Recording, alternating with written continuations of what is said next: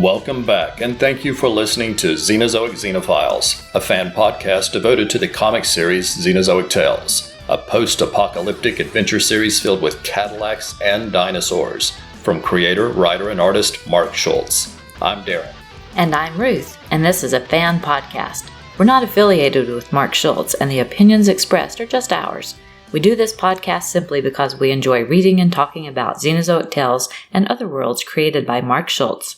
In this episode, we're continuing our coverage of the 4-issue miniseries SubHuman from the late 1990s. The series is written by Mark Schultz and Michael Ryan and features cover art and character designs by Mark with interior art by Roger Petersen. We'll be coming back to discuss more of Xenozoic Tales in the near future, but we also want to cover some of the other wonderful worlds created by Mark Schultz. For new listeners, we want to share a little bit about our title. Of course, the word Xenozoic is part of the title of the comic. Xeno is defined as something that is strange or foreign, while zoic refers to a geological period of time. So Xenozoic basically means strange age.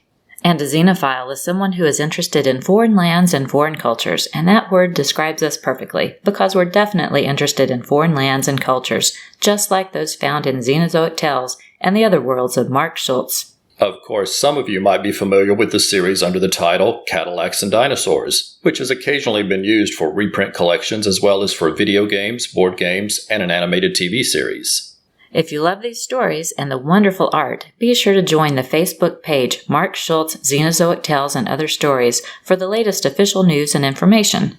Since our last episode, the Kickstarter from Flesk Publications for the astounding worlds of Al Williamson and Mark Schultz came to a very successful close, and John Flesk has been keeping everyone updated on the progress of the books, including the new Carbon 4 art book from Mark and the new hardcover edition of Xenozoic. John Flesk always puts together beautiful books, so we're definitely looking forward to seeing these books and the prints as well. If you missed getting in on that campaign and want to pre-order any of those books, check out the Flesk Publications website. There may just be some time to get your order in. Mark Schultz is continuing his work on a new Xenozoic Tales graphic novel, and we'll all look forward to a Kickstarter from Flesk Publications for that book in the future. And we were very excited to see that Mark Schultz broke the news on his Facebook page that he has started a follow-up to his excellent book Storms at Sea. We'll be covering that first book soon, and it's great to know that a follow-up book is in the works. John Flesk shared some comments about this news, saying, as with all art and stories from Mark, there's no deadline set. We operate here at Flesk using the European-style model. This is defined by allowing the artist to fully finish their work, with no schedule or deadline to guarantee the best vision possible. The first question that we will receive is, when will it be available? The answer is always, when it is done. We'll certainly do our best to be patient, and for now we'll encourage everyone to read or reread the initial Storms at Sea book in the meantime. It is wonderful, and you can pick up a copy from Flesk Publications. We hope you'll join us on social media to talk more about Mark Schultz and the world of Xenozoic Tales. Later in the episode, we'll share feedback and we'll provide our email address and other ways to contact us at the end of the show. Please feel free to write in any time and let us know what you think about the series. We'd love to know what you like best about the art and stories and how you first discovered Xenozoic Tales. Xenozoic Xenophiles is part of the Rad Adventures Network. If you enjoyed the show, please consider checking out our other podcasts that are available on Apple Podcasts, Google Podcasts, Stitcher, Spotify, Amazon Podcasts, and YouTube. Trekker Talk is a fan podcast devoted to the adventures of 23rd century bounty hunter Mercy St. Clair from the pages of the sci-fi comic Trekker by writer and artist Ron Randall. And Warlord Worlds is a fan podcast devoted to the comic creations of writer and artist Mike Grell, including The Warlord, John Sable, and Green Arrow. Mark Schultz, Ron Randall, and Mike Grell are our favorite comic creators. Their stories are always filled with adventure and interesting characters, and their art is excellent. We'll include links to those other podcasts in our show notes, but for now, let's talk about SubHuman Issue 4, right after this message from another podcast you might enjoy.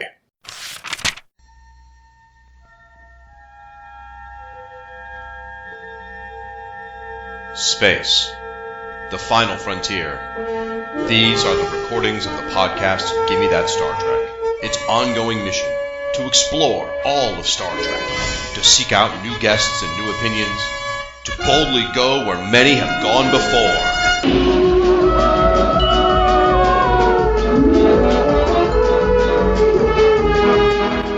That Star Trek. A new episode every month, only at fireandwaterpodcast.com and on iTunes.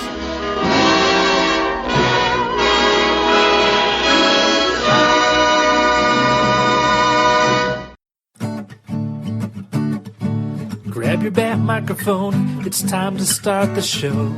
Check out the Bat Pod with your host, Bill Beer. This was an issue. Yes, have you ever had a cucumber sandwich? And his co-host, Joey Galvez. I mean, I like it, cucumber water. Have you ever had that? It's so refreshing. It's Topic of the week. I really love the Michael Keaton Batman, the Tim Burton Batman. Thought you were going to mention Batman and Robin for a minute. George Clooney had you hello or character spotlights. The Condiment King was a guy named Buddy Standler, a former stand-up comedian, but stump your co-host segments. Okay, where's your Batman card? Just go ahead and send that to me. Sorry. And we'll rip that up. Okay, you can find the Bat Pod on thenerdylegion.com. We're on Facebook, Twitter, iTunes, Google Play, and we're now on Stitcher. The Bat Pod is a proud member of the Nerdy Legion Network. Your crime-fighting collective, it's the Bat Pod. What the blue bacon? SubHuman number 4, February 1999, Rapture and the Deep, Chapter 4. Written by Michael Ryan and Mark Schultz. Cover, Mark Schultz. Art, Roger Petersen. Ink assist, Mark Lipka. Colors, Dave Stewart. Letters, Tracy Muncy. Designer, Leah Rabaki. Assistant editor, Mike Hansen. Editor, Philip Diamara. Publisher, Mike Richardson.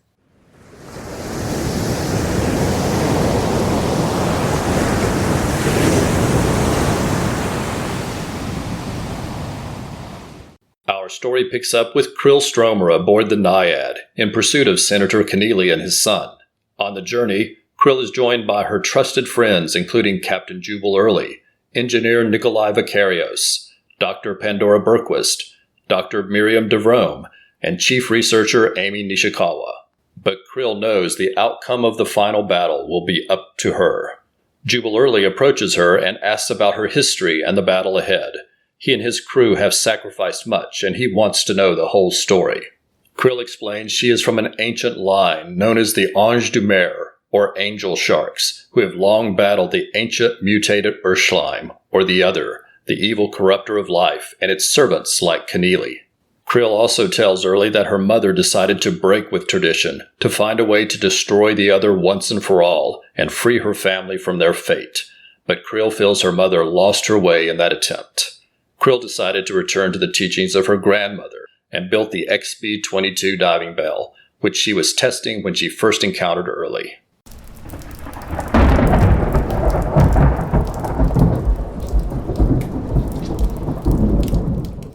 Meanwhile, Senator Keneally's ship has reached its destination. He orders the immediate deployment of the XB-23 that he has developed. The ship's captain recommends delaying the mission because a massive storm is moving quickly in their direction, but Keneally disregards the captain. Instead, he turns to face his son and ominously tells him he has something he needs him to do. As the Naiad approaches, they see the XB-23 begin to be lowered into the ocean, and their radar notifies them that 3 torpedoes are headed their way. The Naiad launches Hunter-Seeker countermeasures, destroying the incoming torpedoes, but one of their Hunter-Seekers continues on course to Keneally's ship and explodes, and the ship begins to sink, dropping the XB-23 into the ocean.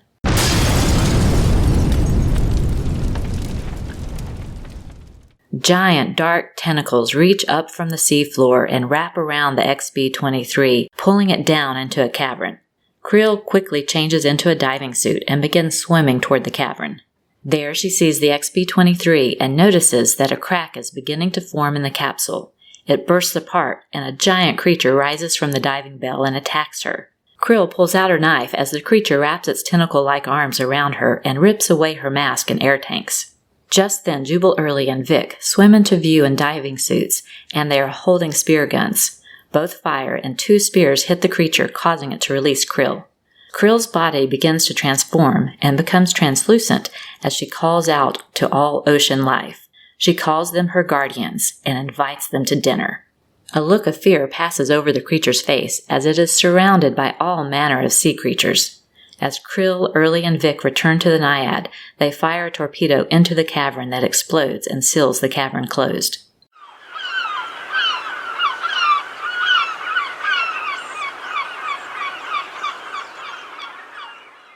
On the surface, Krill and the crew of the Naiad emerge from the sub as the sun begins to set.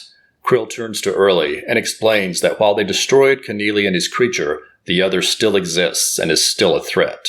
She has signed a partnership with Nishikawa, and in exchange for access to her inventions, they will be financing a team to continue the battle. Krill wants Early to join her new team, which she names Storm Force 10. The cover features an appropriately creepy image of Krill underwater facing the creature that emerges from the XB-23. It does a great job of setting the mood just right for the story inside the issue. The back of the book again features some stunning development art, including blueprint-style images of the Naiad, as well as some amazing early drafts of unused cover sketches that are gorgeous. I really like the way this story is presented. We get just a brief page or two at the beginning setting expectations for what's to come, and then we get a couple of great pages of backstory as Krill explains the history of her family to Jubal Early. It feels like a natural place for the conversation as they have fought alongside each other long enough to fully trust each other, and it's at a point in the story where there is a natural pause in the action, and they have a realistic amount of time for the conversation as the Naiad continues in pursuit of Keneally. The issue then plunges right into the final confrontation, which is filled with page after page of wonderful art and suspense-filled action. The book is filled with great art. I love the image on page 3 that features Krill's grandmother and grandfather in battle. It looks very much like a pulp-era comic strip image similar to Flash Gordon, which fits the timeline perfectly. Page 5 is another great one, which features the storm as it approaches Keneally's boat. It also features a couple of great images of Keneally looking quite devious, as opposed to the look of hopeful acceptance on the face of his son, who clearly just wants to do anything to please his father. The images of the Naiad on pages 6 and 7 have great composition that conveys the movement of the ship as they try to elude the torpedoes that have been fired at them. Page 12 was wonderfully creepy as Krill finds the XB-23 on the bottom of the ocean floor as it begins to crack open and the creature emerges. The battle between Krill and the creature is filled with lots of variety that moves quickly and keeps the action clear. And I really like the look of fear on the creature's face on page 20 as it is surrounded by all the sea life. This is a great ending to a very fun miniseries. The final page does such a nice job of setting up future adventures, and in my dreams there are many, many more. It's wonderful and highly recommended if you can find the issues. Excellent job by Mark and the whole team.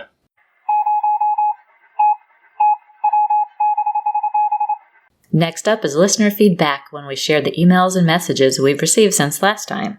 Thanks to everyone for your comments. Your support and encouragement is great, and we appreciate everyone who took time to get in touch to share your thoughts. Mark Schultz took a few minutes out of his very busy schedule while working on the final items for the latest Kickstarter to say, as always, your latest podcast was beautifully done and reflected very well on SubHuman. Thanks again for the care you put into these. You continue to make me and the people I work with look very good. And of course, I'm always hoping that at least a few from younger generations discover the work through you. You are so very kind to us, Mark, and we're happy if we can help anyone else discover SubHuman. It's such a wonderful series. Paul Hicks commented, "Never read these, but they sound fab-o. Thanks for writing, Paul, and we wish you good luck in finding them in your part of the world." Doug Meyer was excited when he saw our episode and posted and said he was happy to let us know that he has the entire SubHuman series. Awesome, Doug. Mark, a.k.a. Green Lantern HG, wrote, "Fantastic episode, guys. A dark menace? A secret society? One person is the only hope? What's not to love about this series?" Yes, we certainly agree with you, Mark. What's not to love? The storytelling is suspenseful. It makes you want to know what's behind it all and what will happen next. Later, Mark also let us know that Xenozoic Xenophiles was the very first podcast he ever tried out. He wrote that we opened his eyes to a universe of podcasts, and I can never be grateful enough, he said. We're so glad you discovered our podcast and have gone on to listen to many others. We think the comics podcast universe is a great place to discover new comics, have interesting conversations, and best of all, to make new friends like you. Thanks again for listening and for your ongoing support, Mark. And we want to send a special thank you to Chris Mounts for his fun post promoting our recent episodes. He posted, Tune in to Xenozoic Xenophiles to hear Ruth and Darren review Mark Schultz' SubHuman and get all of your hot bathysphere talk. Good fun, Chris. Thank you. And Good Game Designs also kindly promoted us, saying, check out the new episode of Xenozoic Xenophiles. Not only is it a great podcast, but they also talk about Dino Proof. Thanks a lot. We were happy to share about your game, and we hope people check it out. Next, we want to extend our thanks to everyone who supported the show on social media since last episode. These are people who commented or shared posts for us on Twitter, Instagram, or Facebook, and we sincerely appreciate all that support. Before we start, let me say if we miss a name, just let us know and we'll correct it next time. And please forgive us if we mispronounce your name. Just write to let us know and we'll be sure to correct that next episode as well. Aaron Humphreys, Anthony Klosowski, Aaron Rice, Austin Appleby, Bill Beer of the Too Old Too New podcast and the Bat Pod, Bob Kidd, Brian Mulvey, Camillus Peluso, Chris at BTO and Bat Books of the Professor Frenzy Show, Chris Mounts, Colin Stapleton of the Worst Comics Podcast Ever, Darcy Draws, David Smith, Dennis Clark, Derek William Crabb of the Fanholes Podcast, Doug Meyer, Dr. G. Man of Nerdology of the Pulp to Pixel Podcasts, Dusty Boyd, Eric Rivera, Frank Petrick, Fred, Gary Woolard, Gene Hendricks from the Hammer Strikes and Anime Freaks, Jerry Green of the Professor Frenzy Show, Glenn Allen of Good Game Designs, Glenn Crane, Green Lantern HG, James Mayhew, Jean-Luc Serrano, Jeffrey Willis of the Hollow World blog and Wave Your Geek Flag, John Baker who does sci-fi TV reviews at 3 of By Space and Beyond the Rim, John Schaefer Hames from the Married with Comics podcast, Karen Williams of the Sweet Between the Pages blog, Corey Furman, Larry Munoz, Lawrence Levine, Leonard Petersen, Longbox Crusade podcast with Pat, Jared, Jason, and Delvin, Luis Guillermo del Corral, Manuel Mendoza, Michael Sienkiewicz, Mike Mayo, Paige Grow, Paul Daly, Paul Hicks of Waiting for Doom and the DC OCD podcast and the Gary podcast, Peter Noga, Professor Allen of the Relatively Geeky Podcast Network, Randy Andrews, the sci-fi guy of Soundtrack Alley, Rick Sellers, Scott Connor, Scott Morris, Podcrasher Tim Price, Vic Sage of the Retroist and Radio Memories podcast, Vlad Pitnicki, Warren Montgomery of Will Ill Comics, William Palomino, William Payne, William Weatherington, and Zeb Oswalt. Thank you all so much, and we'll be right back after this short message. To confront the ultimate killers, I must construct the ultimate alias. Hey, who is that lady? I think she could fly. To combat the murderers who destroy my family, crush my own life on their way to consuming everything, I must become a greater, more fearsome destroyer. Hey man, somebody kill this lady. To track down the animals who prey on the innocent, I must stalk them first. I am no longer their quarry. I am the Huntress. You can listen to the Huntress Podcast online at thehuntress.podcast.com, at Apple Podcasts. Go to Twitter at Huntress Podcast. And again, this shares a feed with the Batgirl Cassandra Cain podcast. Cheers.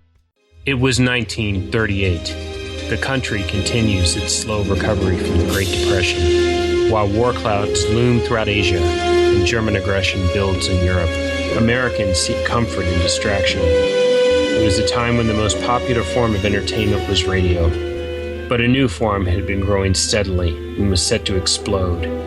It was to become the golden age of the American comic book. My name is Chris. And my name is Mike.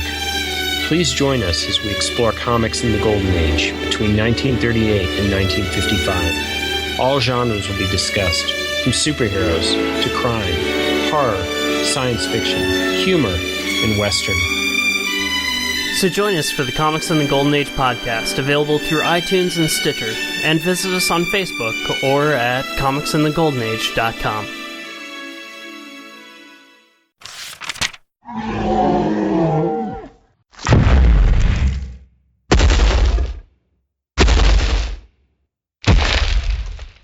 Before we go, we want to provide our contact information. Please let us know your thoughts through email, Facebook, or Twitter. If you want to contact us directly or have something you would like to have read on the show, then please send us an email at xenozoicxenophiles@gmail.com. You can find us on Facebook, Twitter, and Instagram under the name Xenozoic Xenophiles, and you can also visit Xenozoicxenophiles.com for links to our social media pages. You can listen to our shows through Apple Podcasts, Google Podcasts, Stitcher, Amazon Music, and Spotify, and all of our episodes are always available at Xenozoicxenophiles.com. You can also find the show on YouTube as part of the Rad Adventures Podcast Network. That's RAD, R-A-D, which is short for Ruth and Darren.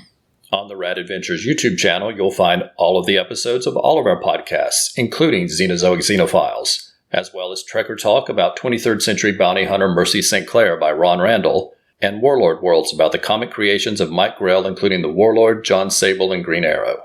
If you like the show, please consider leaving a review. Every review helps the podcast be more likely to show up in search results. And on YouTube, we hope you'll subscribe to the channel and give us some likes on the videos. Thanks so much for listening, and we hope you'll come back next time for another new episode of Xenozoic Xenophiles.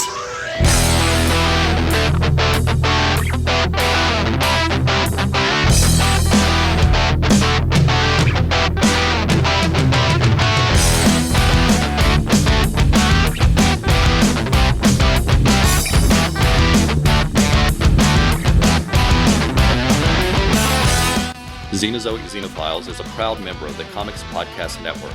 For more information, please visit comicspodcasts.com. We are not affiliated with Mark Schultz or the various companies that have published the series. The views expressed on the show are solely ours. Music is taken from the album Movie Tunes, Background Music, Songs and Loops, Volume 2. We make no money from this podcast, and no copyright infringement is intended.